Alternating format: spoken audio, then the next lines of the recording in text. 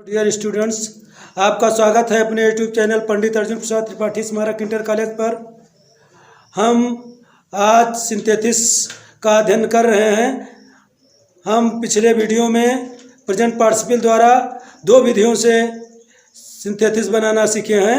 पहले विधि से सीखे थे कि यदि वाक्य में is am are was were हो तो बीइंग लगाकर, और यदि वाक्य में फास्टनेस हो तो हम पहले वाक्य को जो काम पहले हुआ है उसको पार्टिसिपल बनाकर सिंथेसिस बनाना सीखे हैं। अब हम तीसरे विधि से सीखेंगे, यानी कुल चार विधियों से हम सिंथेसिस पढ़ेंगे प्रेजेंट पार्टिसिपल द्वारा बनाने के लिए। तो हमारी तीसरी विधि है कि अगर हमारा जो है वाक्य पार्टिसिपल से संबंध है, हमारा ऑब्जेक्ट पार्टिसिपल से संबंध है, तो हम पार्टिसिपल को ऑब्जेक्ट के बाद जोड़ देते हैं। प्रेजेंट पार्टिसिपल का संबंध वाक्य में ऑब्जेक्ट से हो तो उसे ऑब्जेक्ट के बाद रखते हैं। तो देखिए नियम तीसरा है हमारा, यदि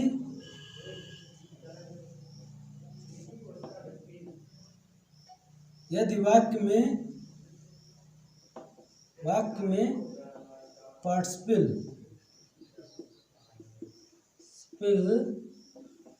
का संबंध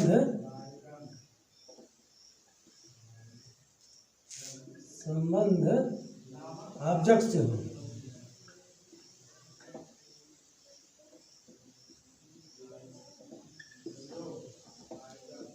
तो उसे ऑब्जेक्ट के बाद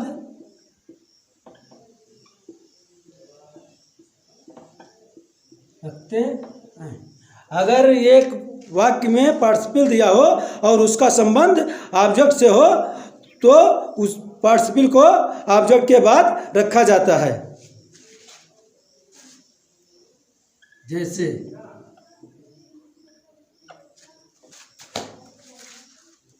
जैसे आई सा, ये लेम मैन,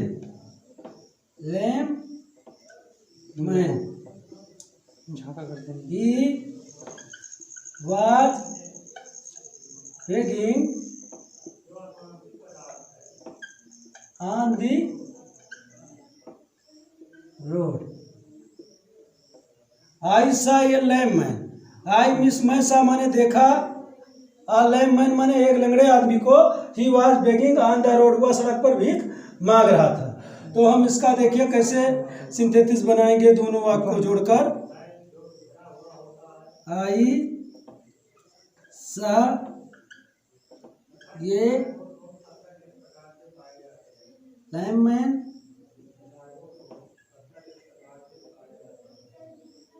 अब देखिए आई सा ये लेम मैन मैंने एक लंगड़ा आदमी को देखा, और जो ये पार्टिसिपल का संबंध है ये हमारे ऑब्जेक्ट से है, क्योंकि लंगड़ा आदमी ही भीख मांग रहा था। इसका संबंध सीधा लंगड़ा आदमी से है भीख मांगने का। तो अभी हमने नियम दिखाया है, यदि वाक्य में पार्टिसिपल का संबंध ऑब्जेक्ट से हो तो ये जो पार्टिसिपल भीख मांगने का संबंध किससे है, इस लंगड़े आदमी से है, ऑब्जेक्ट से है, तो हम उसे ऑब्जेक्ट के बाद रखते हैं। तो हम पार्टिसिपल को ऑब्जेक्ट के बाद रख देंगे। तो ऐसा ये lame man begging on the road, मैंने सड़क पर लंगड़े आदमी को भीख मांगते हुए देखा।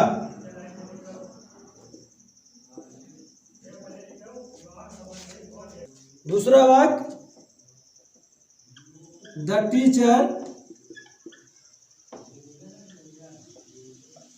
punished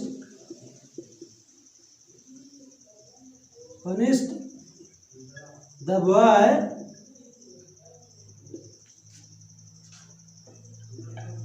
boy was talking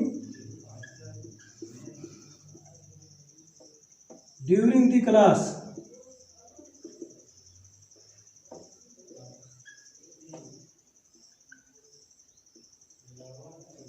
the teacher punish the boy.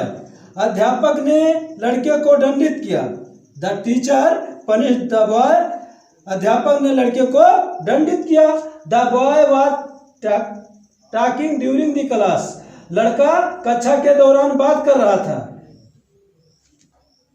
तो ऑब्जेक्ट का संबंध सीधे इस पार्टिसिपल से है, क्योंकि लड़का क्या कर रहा था? बात कर रहा था। यानी लड़के को डांटा गया क्योंकि लड़का बात कर रहा था। तो इसका संबंध जो है लड़के का संबंध इस पार्टिसिपल से है, ऑब्जेक्ट से है, इसलिए पार्टिसिपल को ऑब्जेक्ट के बाद लिखा जाएगा। The teacher punished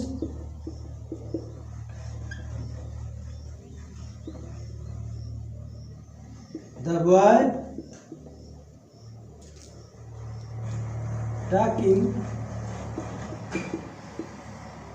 during the class।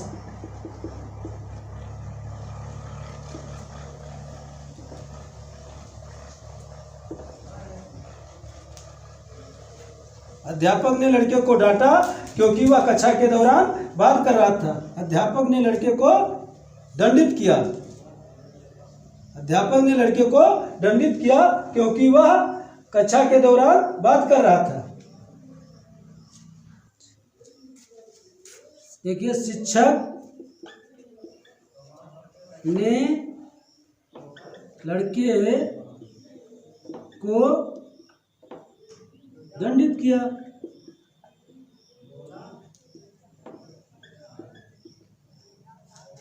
वह कक्षा के दौरान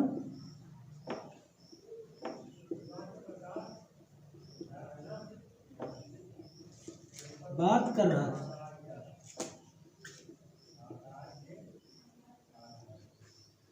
अगर इस प्रकार के वाक्य होते हैं तो हम इस नियम को लगाकर सिंथेसिस बनाते हैं। अब हम कुछ एक्सरसाइज का अध्ययन करेंगे। देखें, आई सा ये लिटिल बॉय। आई मिस मैं सा माने देखा, आ लिटिल बॉय माने एक छोटे लड़के को। मैंने एक छोटे लड़के को देखा। ही वॉज वीपिंग, वह रो रहा था। He was looking for his mother. He miss वह वॉज माने था, लुकिंग माने देख रहा, फॉर हिज मदर मिस अपने माँ को। वह अपने माँ को देख रहा था। अब हमें इसका सिंथेसिस बनाना है, एक वाक्य बनाना है और कोई भी महत्वपूर्ण बिंदु छूट ना जाए, ये भी ध्यान रखना है। तो देखिए, ये ऑब्जेक्ट का संबंध इस पार्टिसिपल से है। आई सा ये लिटिल बॉय, मैंने एक छोटे लड़के को देखा, और लड़का ही यानी ये छोटा लड़का ही रो रहा था और अपनी माँ को देख रहा था। यानी दोनों पार्टिसिपल का संबंध इस ऑब्जेक्ट से है, तो इसलिए ऑब्जेक्ट के बाद ही दोनों पार्टिसिपल को लिखा जाएगा। तो हम लिखेंगे आई सा अ लिटिल बॉय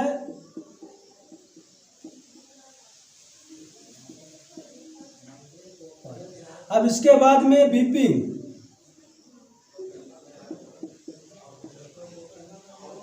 और ही जो है इसी लड़के के लिए ही लगा है और यहाँ भी इस लड़के के लिए लगा है, तो इसको छोड़ देंगे।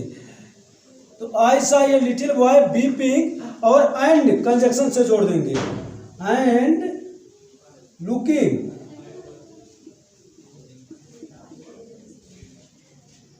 For his mother.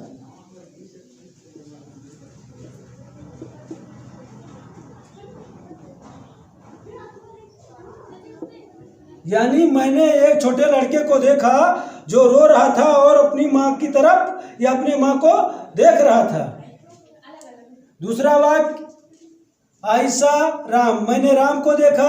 He was sleeping in the room, वह कमरे में सो रहा था। अब देखिए, ऑब्जेक्ट यहाँ पर राम है और राम के लिए ही स्लीपिंग ये आया, इसका संबंध राम से है ऑब्जेक्ट से, तो राम के बाद ही स्लीपिंग को लिखा जाएगा सिंथेसिस बनाते समय। आई सा Ram sleeping in the room.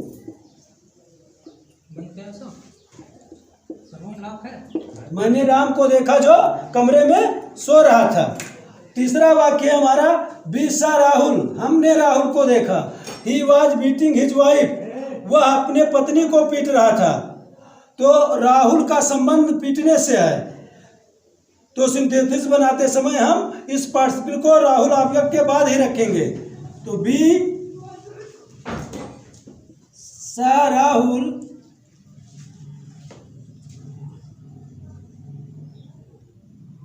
Beating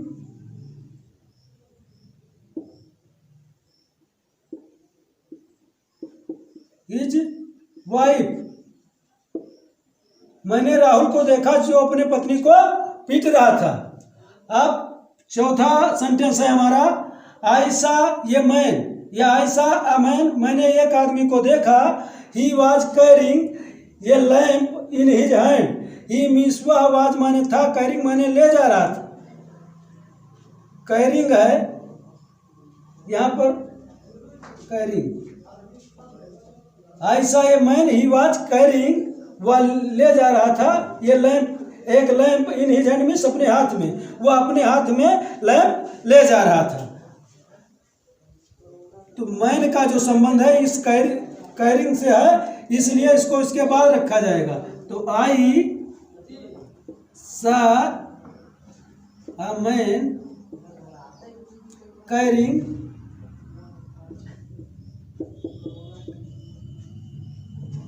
a lamp in his hand.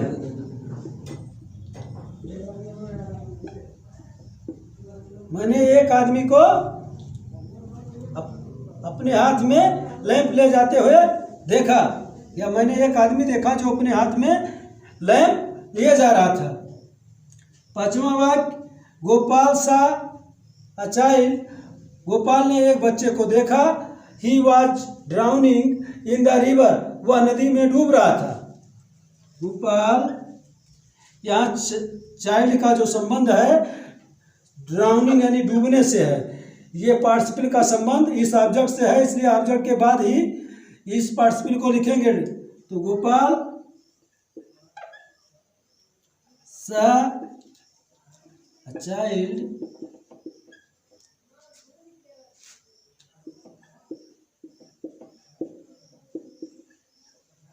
Drowning in the river,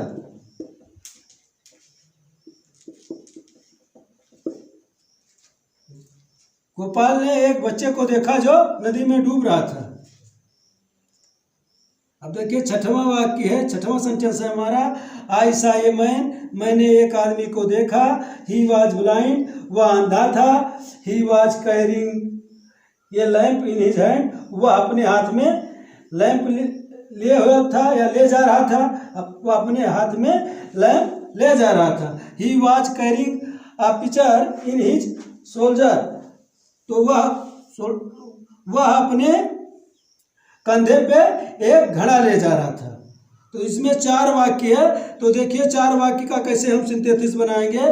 पहले 2 वाक्यों को देखें। आई सा अ मैन, मैंने एक आदमी को देखा। ही वॉज ब्लाइंड, तो मैंने एक आदमी को देखा, वह अंधा था।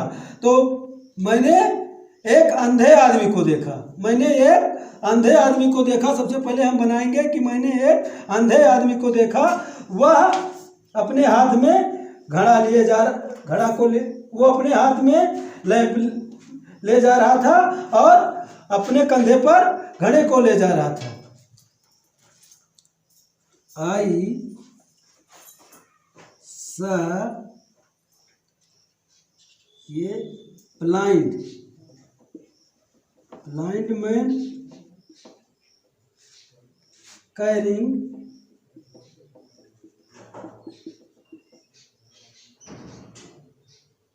a lamp in his hand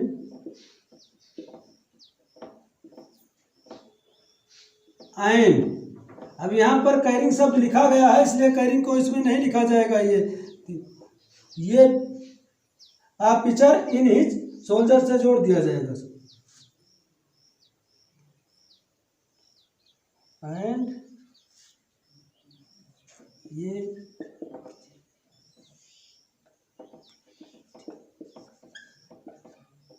ये पिक्चर इन